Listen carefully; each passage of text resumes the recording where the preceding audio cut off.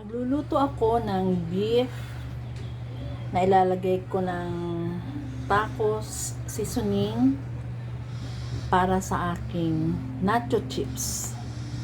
Ayan, kailangan natin ng konting beef, konti lang naman kasi guys ang lulutuin ko, at saka kaunti lang nitong seasoning.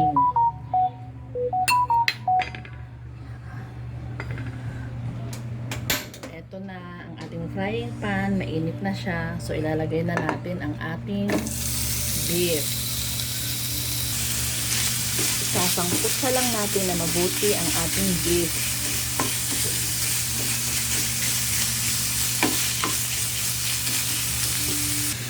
Lalagyan naman natin ng konting tubig ang taco seasoning para matunaw.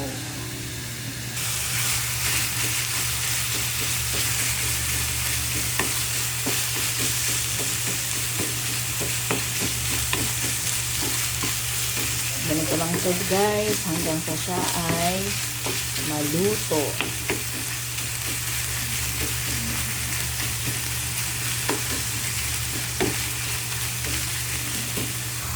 Ito naman guys, ang taco seasoning na tininaw natin sa tubig. Ihahalo na natin sa beef. Ayan. Bayaan lang natin matuyo ang tubig na yan. And then, okay na yan. Hinaan lang muna natin ang apoy. Ganito lang yan guys. Tutuyuin lang natin ang tubig na yan. And then, okay na yan. Konti pa. Ito na guys. Oh, tuyo na siya. Okay na siya guys. Luto na. O, diba? Ang dali-dali lang. Pero ang sarap nito sa nachos.